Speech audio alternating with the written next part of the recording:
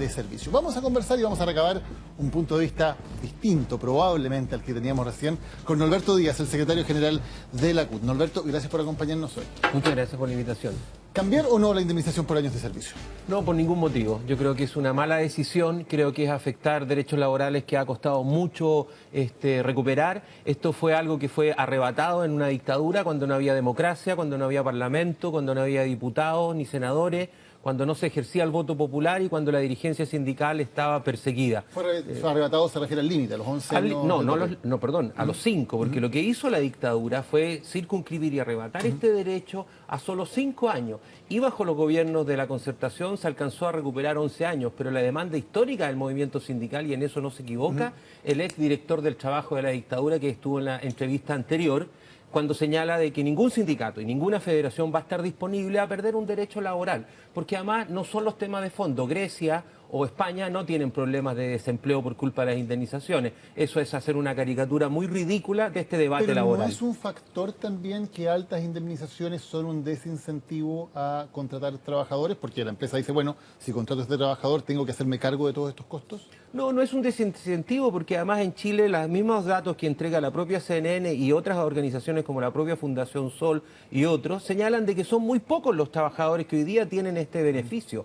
La demanda histórica de los trabajadores chilenos fue recuperar esto que fue arrebatado bajo un régimen militar, bajo una dictadura. Por tanto, esta propuesta del gobierno primero es desubicada, es desquiciada, en un minuto en donde los trabajadores chilenos no saben si van a tener empleo mañana, donde nos dicen por un lado que la economía crece, pero cierran las fábricas y aumenta el desempleo. ¿Cómo se le ocurre al gobierno, perdónenme, hacer esta discusión cuando a los trabajadores le ha costado mucho y son muy pocos los que la tienen? Los problemas de desempleo o de crecimiento o desincentivo en Chile tienen que ver con otras cosas que son mucho más profundas y que no tienen que ver con las indemnizaciones. Ahora, precisamente porque pocos trabajadores gozan de este derecho, ¿no es un buen argumento para decir, hagamos una reforma que permita ampliar, que más trabajadores puedan tener algún tipo de derecho? Porque finalmente la gran mayoría queda excluido de esto, ¿no? Es un derecho que no sirve a la mayoría de los trabajadores. No, no es así, porque lo que nosotros deberíamos hacer es abrir un debate sobre el mercado laboral completo y sobre la realidad del derecho laboral completo. Como en materia de AFP no podemos hablar de AFP sin hablar de seguridad social, sin hablar de la tercera edad,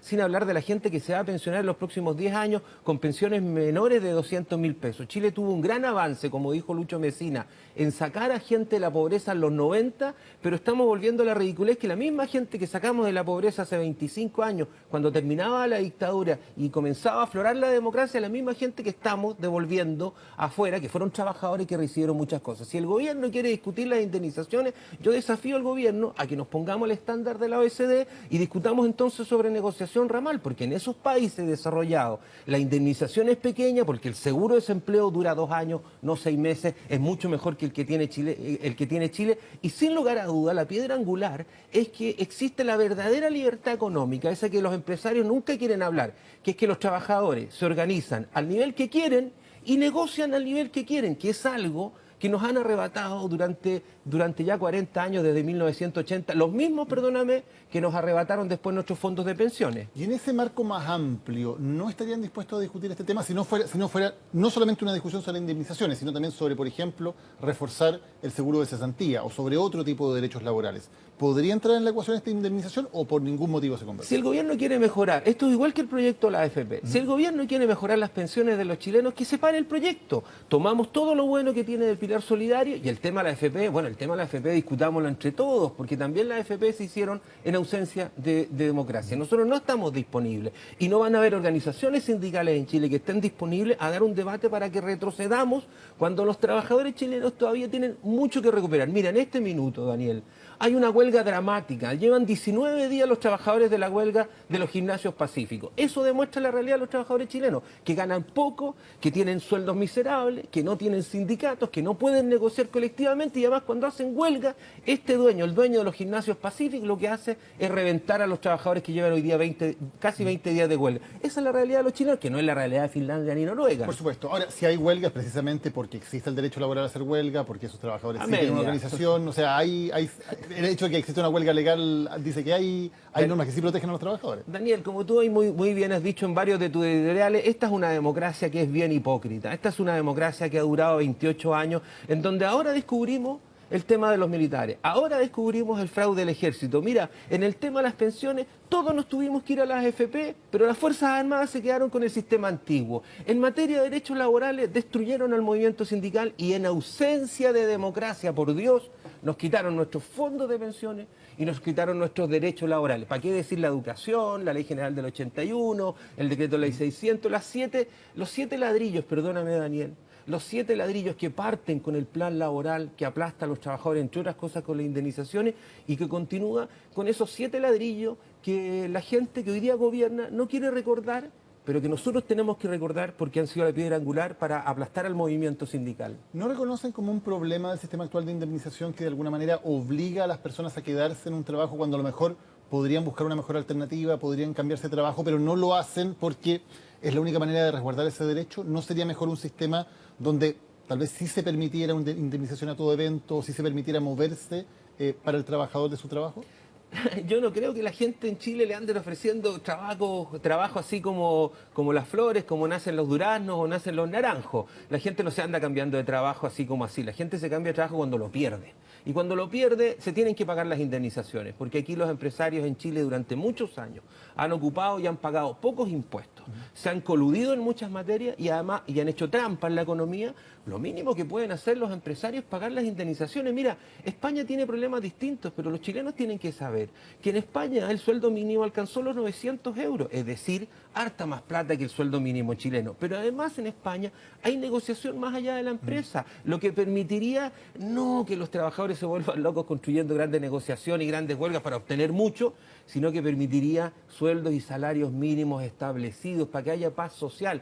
Porque en este país, cuando tengamos a todos nuestros abuelos, a nuestros viejos y nosotros destinados a la pobreza, nadie va a poder detener la violencia social y la violencia política que hemos visto en otros países. Ahora, también en España hay un desempleo muy alto y un desempleo juvenil que alcanzó tasas gigantescas durante la última década. O sea, claramente ahí también hay un problema en el mercado laboral. Sí, pero hay que cuidarse con la trampa del desempleo juvenil. Es un poco lo mismo que nos dijeron con el Estatuto Laboral Joven. Hay que preocuparse de flexibilizar las normas para los estudiantes. ¿Y quién se preocupa de los trabajadores jóvenes que tienen menos de 30 años y que no van a estudiar, que no van a ir a centros de capacitación, que se han calificado de otra manera en Chile? ¿De eso nadie se preocupa? No, pues había que preocuparse, y lo digo con mucho respeto, había que preocuparse solo de aquellos 180.000 jóvenes que estudian que eran menos, 28.000 jóvenes universitarios que estaban trabajando. ¿Y quién se preocupa del resto de los jóvenes? Ojo con la trampa del desempleo juvenil, porque eso siempre ha sido la excusa, al igual que el tema de las mujeres, para flexibilizar las normas y quitarnos derechos.